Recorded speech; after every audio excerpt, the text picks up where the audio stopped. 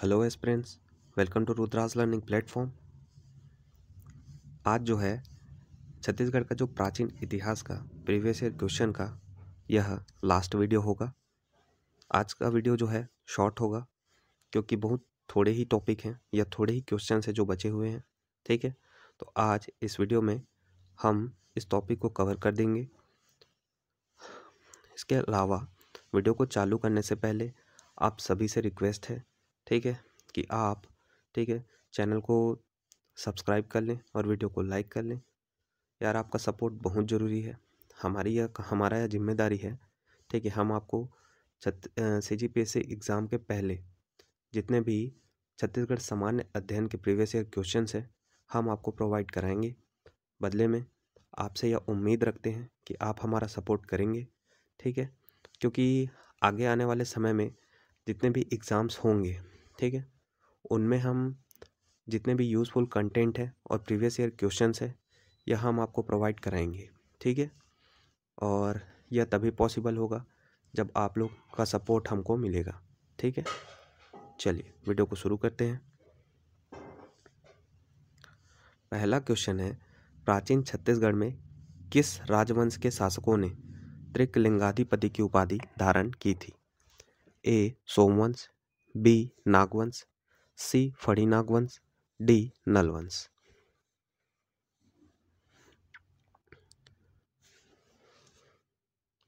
Correct answer हो जाएगा ए सोमवंश।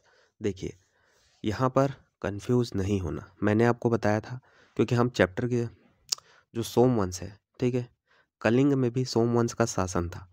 कलिंग, अब देखिए कलिंग मतलब उड़ीसा।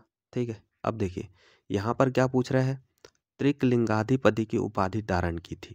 त्रिकलिंगाधिपति में आपको कलिंग तो दिख ही रहा है। ठीक है, तो कलिंग मतलब उड़ीसा है ना। और कलिंग में किस वंश का शासन था हमारे छत्तीसगढ़ में, मतलब कलिंग में किस वंश का शासन चलता था? तो सोम वंश का। याद रखना कि जो प्राचीन छत्तीसगढ़ में जो है त्रिकलिंगाधिपति की उपाधि जो है वह सोमवंशीय शासकों ने धारण की थी। याद कैसे करोगे? तो त्रिकलिंगाधिपति में आपको कलिंग दिख रहा है और कलिंग में ही सोमवंशीय शासक जो है शासन करते थे। ठीक है, तो करेक्ट आंसर हो जाएगा ए सोमवंश। इसके अलावा मैंने सकल कोसलाधिपति की उपाधि के बारे में भी बताया था कि सकल कोसलाधिपति के लिए ट्रिक क्या है? पृथ्वी का तेवर। पृथ्वी मतलब पृथ्वीदेव प्रथम जो कि कलचुरी शासक था, और तेवर से याद रखना है तेवर देव जो कि पांडुवंशीय शासक था। ठीक है, यहाँ क्वेश्चन में पूछा है त्रिकलिंगाधिपति, यह क्वेश्चन बार बार रिपीट हुआ है। तो त्रिकलिंगाधिपति की उपाधि कौन धारण करते थे?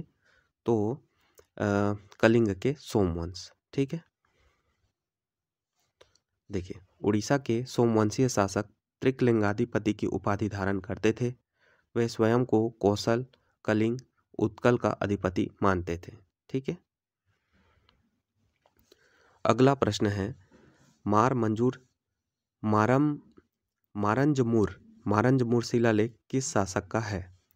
ए ययाति शिवगुप्त, बी महाभगुप्त चतुर्थ, सी जन्मेजय, डी इंद्ररथ। करेक्ट आंसर रहेगा ए ययाति शिवगुप्त। जो मारंजमुर शिलालेख है वह ययाति शिवगुप्त का है जो कि उड़ीसा के कलिंग वंश का शासक है। या सीधा अगली बार हो सकता है ऐसा प्रश्न पूछ दिया जाए कि मारंजमुर शिलालेख किस वंश से संबंधित है, तो याद रखना है उड़ीसा या कलिंग के सोमवंश से संबंधित है। ठीक है, अगला प्रश्न है, कौशल एवं उत्कल में शासन करने वाला महाभगुप्त चतुर्थ उद्योत केसरी किस वंश का शासक था? ए गंगवंश, बी नलवंश, सी राजऋषि तुल्यकुल वंश, डी सोमवंश। करेक्ट आंसर हो जाएगा डी सोमवंश त्रिकलिंगाधिपति।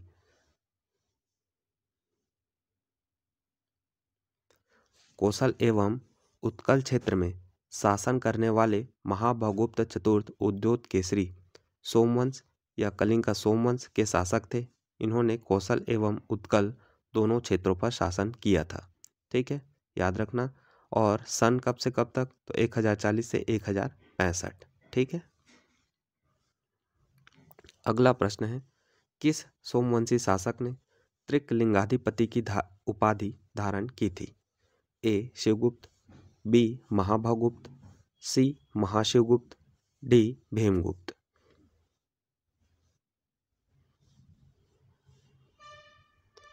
करेक्ट आंसर हो जाएगा सी महाशिवगुप्त। देखिए, उड़ीसा के सोमवंशीय शासक महाशिवगुप्त चतुर्थ ने त्रिकलिंगाधिपति की उपाधि धारण की थी। ठीक है, तो दो क्वेश्चन, त्रिकलिंगाधिपति की उपाधि धारण कौन करते थे? तो उड़ीसा के सोमवंशीय शासक। कौन सा शासक पूछे तो याद रखना महाशिवगुप्त चतुर्थ। अगला प्रश्न है, कलिंग के सोमवंश का संस्थापक निम्न में से कौन था? ए शिवगुप्त, बी महाभागुप्त, सी महाशिवगुप्त, डी भीमगुप्त। करेक्ट आंसर हो जाएगा ए शिवगुप्त। कलिंग के जो सोमवंश है उसका संस्थापक था ए शिवगुप्त। अगला टॉपिक है कांकेर क्षेत्र में सोमवंश। ठीक है, जो कांकेर क्षेत्र के जो सोमवंश थे उनसे रिलेटेड क्वेश्चन देखते हैं। क्वेश्चन है, छत्तीसगढ़ के कांकेर क्षेत्र में सोमवंश का शासन था जिसके निम्नलिखित शासक थे? यशोराज, दूसरा कर्णराज, तीसरा लक्ष्मणराज, चौथा सोमराज। इन चारों में से बताना है कि कौन कौन जो है छत्तीसगढ़ के कांकेर क्षेत्र में सोमवंश के शासक थे। करेक्ट आंसर हो जाएगा डी 2 और 4, मतलब कर्णराज और सोमराज, ये दोनों जो है छत्तीसगढ़ के कांकेर क्षेत्र में सोमवंश के शासक थे। कांकेर के सोमवंश के संस्थापक कौन थे? सिंहराज। जबकि अन्य प्रमुख शासकों में व्याघ्रराज, बोपदेव, कृष्णाराज, जैतराज, सोमचंद्र व भानुदेव एवं बोपदेव के पुत्र कर्णराज, सोमराज और कृष्णाराज शामिल थे। याद रखना है, कांकेर के सोमवंश के संस्थापक कौन थे? सिंहराज। जबकि अन्य प्रमुख शासकों में कौन कौन थे? तो व्याघ्रराज, बोपदेव, कृष्णाराज, जैतराज, सोमचंद्र, भानुदेव एवं बोपदेव के पुत्र कर्णराज, सोमराज और कृष्णाराज शामिल थे। ठीक है। अगला प्रश्न है, कांकेर क्षेत्र में शासित सोमवंश का संस्थापक कौन था? अभी जस्ट मैंने बताया कि कांकेर क्षेत्र में सोमवंश का संस्थापक कौन था, तो वो था सिंहराज। तो करेक्ट आंसर हो जाएगा डी। चलिए, अगला और लास्ट टॉपिक है हमारे छत्तीसगढ़ के प्राचीन इतिहास का, वह है बाणवंश। पहला क्वेश्चन है, पाली के प्रस्तर मंदिर का निर्माण किसने करवाया था? ए महाशिवगुप्त बालार्जुन, बी सूर्यवर्मन, सी प्रवरराज, डी पृथ्वीपति द्वितीय, ई बाण विक्रमादित्य। करेक्ट आंसर रहेगा ई बाण विक्रमादित्य। पाली के प्रस्तर मंदिर, जो कि एक शिव मंदिर है, का निर्माण 9वीं सदी में बाणवंशीय शासक विक्रमादित्य ने कराया था। वहीं कालांतर में इस मंदिर का जीर्णोद्धार कलचुरी शासक जाजलदेव प्रथम द्वारा कराया गया था। ठीक है, याद रखना, बहुत इंपॉर्टेंट है। पाली के प्रस्तर मंदिर, जो कि एक शिव मंदिर है, का निर्माण 9वीं सदी में बाणवंशीय शासक विक्रमादित्य ने कराया था। वहीं कालांतर में इस मंदिर का जीर्णोद्धार कलचुरी शासक जाजलदेव प्रथम ने कराया था। अगला प्रश्न है, छत्तीसगढ़ के राजा विक्रमादित्य किस वंश से संबंधित है? ए राजऋषि तुल्य कुलवंश, बी सोमवंश, सी बाणवंश, डी नलवंश। करेक्ट आंसर हो जाएगा सी बाणवंश। अगला प्रश्न है, बाणवंश के शिलालेखों में विक्रमादित्य का उल्लेख किस नाम से मिलता है? ए जयमऊ या Jaimeru, B Jairam, C Jaipal, D Jagpal.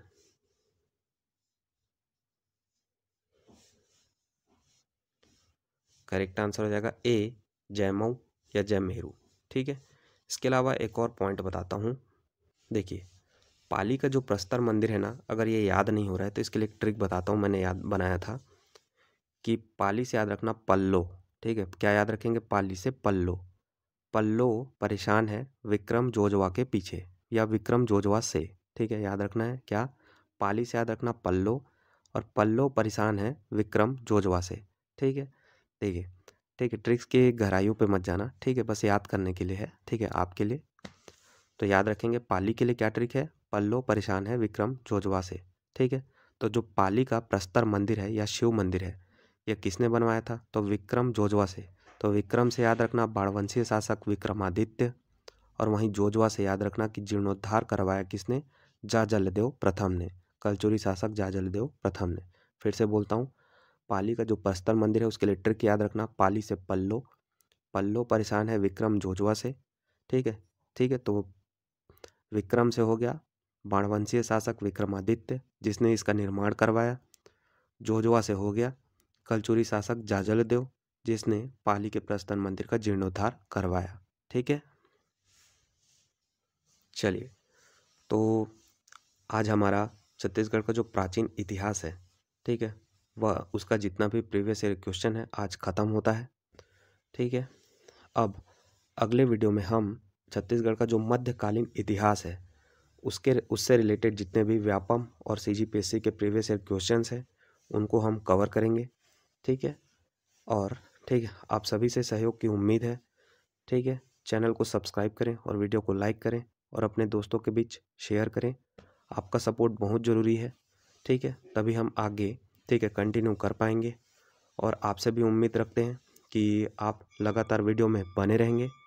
ठीक है, मिलते हैं नेक्स्ट वीडियो में। Thank you for watching, bye bye.